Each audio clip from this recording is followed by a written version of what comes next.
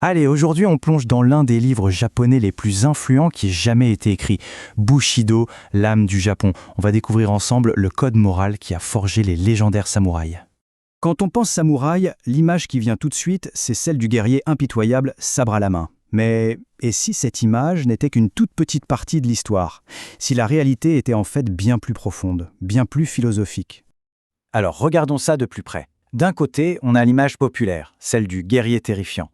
De l'autre, la réalité que ce livre nous dévoile, celle d'un chevalier noble qui est d'abord maître de lui-même avant d'être maître de son sabre. Ce n'est pas un manuel de combat, mais un vrai guide d'éthique. Donc attention, ici on ne va pas parler de techniques de sabre ou de bataille sanglante, non, on va aller bien au-delà de l'épée pour découvrir le système de valeurs qui a servi de boussole morale à toute une nation, un système qu'on appelle le Bushido. Pour vraiment comprendre ce livre, il faut se remettre dans le contexte de l'époque. Il est publié en 1900, à un moment où le Japon est en pleine ébullition. Le pays sort de siècles d'isolement et s'ouvre à l'Occident. Et effet crucial, la caste des samouraïs vient tout juste d'être abolie.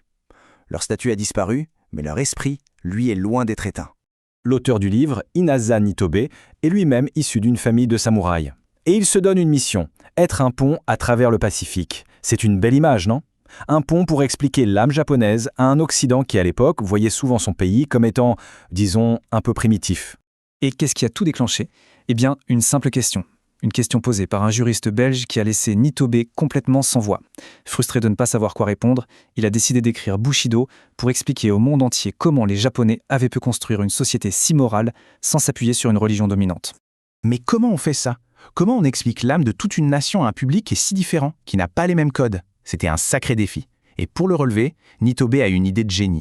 Son idée brillante, ça a été de créer des ponts, des parallèles.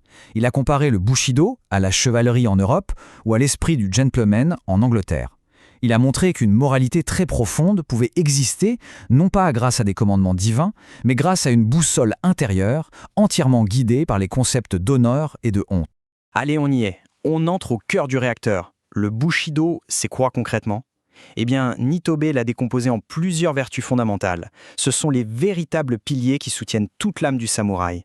En voilà 8 piliers qui forment cette fameuse boussole morale. La rectitude, le courage, la bienveillance, la politesse, la véracité, l'honneur, la loyauté et la maîtrise de soi. Chacune est essentielle, alors on va prendre le temps de les regarder. Tout commence par la rectitude, le ji. C'est un peu comme le squelette, la charpente de tout le reste. Pour un samouraï, la question n'est jamais de savoir ce qui est profitable, mais de savoir ce qui est juste. C'est la base de tout. Ensuite, le courage, yu. Et là, attention, ce n'est pas ce qu'on croit, ce n'est pas foncer tête baissée. Le Bushido enseigne que le vrai courage, c'est la sagesse de ne pas dégainer son sabre pour rien. C'est de savoir quand il est juste de vivre et quand il est juste de mourir. Puis vient la bienveillance. Jin, c'est la force tranquille du guerrier. C'est sa compassion pour les plus faibles et sa pitié pour ceux qu'il a vaincus. Un vrai samouraï ne frappe jamais un ennemi qui est déjà à terre. La politesse, ou rei, ce n'est pas juste une question de formalité vide de sens. Non, c'est l'expression sincère du respect qu'on a pour les sentiments des autres. C'est une délicatesse qui vient vraiment du cœur. La parole d'un samouraï avait un poids incroyable. La véracité, makoto, ça voulait dire qu'une simple promesse était plus forte, plus engageante qu'un contrat écrit. Le mensonge était considéré comme une honte bien pire que la mort. L'honneur, meiyo, ça c'était plus précieux que la vie elle-même. C'était l'identité du samouraï. Et c'est cette logique qui explique le fameux rituel du seppuku, le suicide rituel. C'était un acte ultime pour laver une tache sur son honneur. Quant à la loyauté, shugi, il ne faut pas la voir comme une soumission aveugle. C'était plutôt un esprit de sacrifice pour le bien commun, une dévotion à son seigneur et à sa nation qui dépassait complètement l'intérêt personnel. Et enfin, la maîtrise de soi, koki. C'est cette fameuse réserve, ce stoïcisme qu'on associe aux Japonais. C'est presque un art en fait. L'art de ne pas écraser les autres avec sa propre tristesse. L'art de savoir pleurer derrière un sourire. Bon, tout ça c'est bien beau en théorie, mais comment ça s'appliquait dans la vie de tous les jours?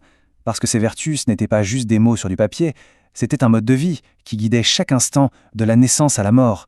Voyons un peu comment. Le livre nous emmène dans un vrai voyage, celui de la vie d'un samouraï. L'éducation, par exemple, n'était pas tournée vers le commerce, mais vers l'histoire, la poésie. Le sabre, le katana, était vu comme un instrument pour protéger la paix. La femme avait son propre champ de bataille, le foyer. L'objectif final, c'était d'avoir une belle mort. Et l'héritage, un esprit qui, lui, ne meurt jamais. Et pour illustrer cette philosophie de la vie et de la mort, Un sujet si central, Nitobe trouve une image, une métaphore d'une poésie incroyable qui est devenue l'emblème même de l'esprit samouraï. Regardez bien cette différence. Elle est fondamentale. D'un côté, la rose, en Occident, qui s'accroche à sa tige, qui refuse de tomber, symbolisant l'attachement à la vie. Et de l'autre, la fleur de cerisier japonaise, éphémère, qui s'envole au sommet même de sa beauté, représentant un départ gracieux, une acceptation sereine de la nature. Alors, la grande question, pourquoi parler de tout ça aujourd'hui ? On pourrait se dire, ok, c'est une belle histoire, mais ça date un peu, non ? C'est quoi le rapport avec notre monde, obsédé par la compétition et le profit ? Eh bien, peut-être que c'est plus pertinent que jamais. Le livre nous laisse avec cette interrogation, une question qui résonne encore très fort. Dans nos décisions de tous les jours, qu'est-ce qui nous guide vraiment ? Est-ce le profit à court terme ou est-ce l'esthétique d'une vie qui est juste, qui est honorable ? Lire Bushido aujourd'hui, c'est peut-être s'offrir une boussole pour l'âme dans une époque qui en a bien besoin.